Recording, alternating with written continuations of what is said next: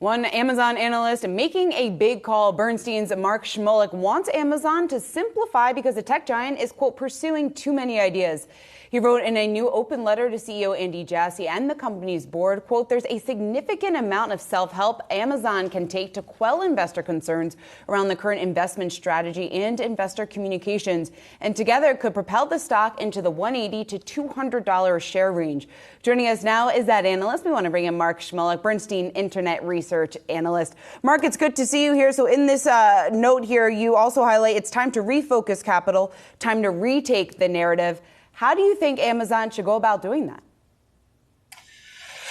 First off, great to be on the show. And I think, this note follows what we've done last week, which is we've upgraded Amazon to our best idea in the internet space, irregardless of what we proposed here, primarily because we don't think the narrative matches truly improving fundamentals in the core business.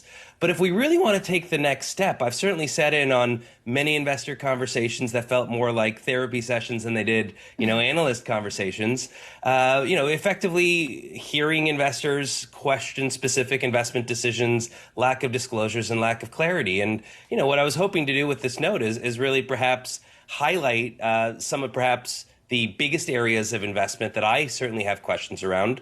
Wonder if we could at least see, separate disclosures of things like Project Kuiper, putting, low orbit satellites up there with internet access, things like their healthcare services, moving them aside so we could truly see the successful performance of the core business. And secondly, reevaluate some of those investments so that Amazon could really, redeploy capital on some initiatives we think only Amazon can do, those being buy with Prime in their media business.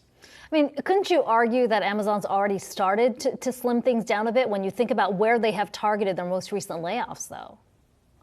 Yeah, absolutely they have. And I think just last week there was the report that they, have trimmed down or kind of wound down 37 different projects.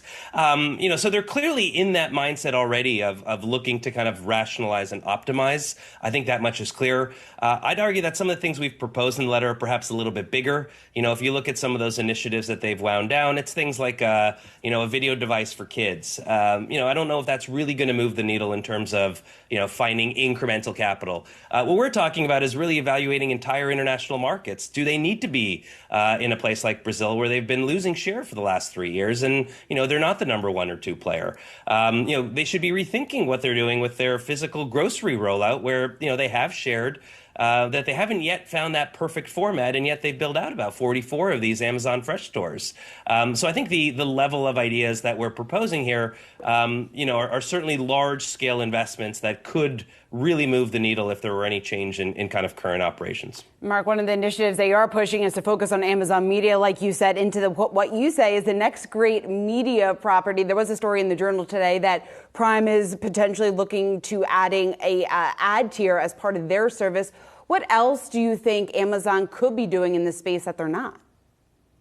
Yeah, no, I was very glad to see that report this morning because it at least aligned with an area where we thought, was due for incremental investment. And the reason for that is, if you think about the future of media consumption, I think Jim Barksdale famously said, there's 2 ways to make money, bundling and unbundling. And I think what we're seeing is a rebundling of kind of video consumption. And they've got the full stack. They've got the TVs, they've got the Fire Sticks, they've got the content, they've got the Prime channel, they've got Freevee. They own content rights from live sports, etc. And so they've effectively got this full stack to be able to offer consolidated media services, monetize it via subscription ad advertising dollars, and expand even off property. One deal or announcement that we'd highlight, is they recently entered into a partnership with Pinterest, which we think is one of those things that probably only Amazon and a few others could do, bringing their first party data to the table for their advertising base and effectively being able to fill ad inventory off of Amazon. So we're very optimistic on the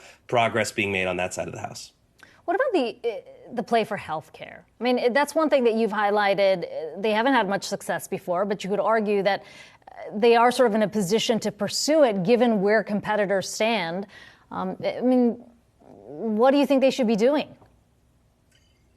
Yeah, I think the issue I take, or perhaps the confusion, is just around even the term healthcare just feels too broad, right? It's an entire industry to go after. But the reality is that there are probably some very viable businesses Amazon should be in underneath the healthcare umbrella. It's just unclear at the moment what those necessarily are. Certainly, we've seen it through the PillPack acquisition and the expansion of Amazon Pharmacy. But they've dabbled a bit in insurance. They've dabbled a bit in telehealth. They've bought One Medical. It feels like there's just a lot going on at the moment, and it's unclear, really what's going to stick there and what the real true opportunity is. Because, in addition to them pursuing this, we've heard a kind of a string of announcements of them winding things down, or the dissolvement of Haven, or the shutting down of the telehealth services recently. So to me, that just feels too broad at the moment and unclear where all those resources are going and what the real opportunity is that only Amazon can do. Well, Mark, despite all of these, broader concerns that you do have for Amazon and the vision here going forward, you still have an outperform rating on the stock, $140 price target. What do you see as the catalyst here for Amazon then in the near term? Yeah, no, it's not only an outperform rating, it's our top pick. This is kind of gravy on top of that of how do we break out beyond kind of my price target into the $180, $200 range? How do you get to being a $200 stock? And the reason why we're outperforming and have it as our best idea is we think that the current narrative just doesn't match up with improving fundamentals.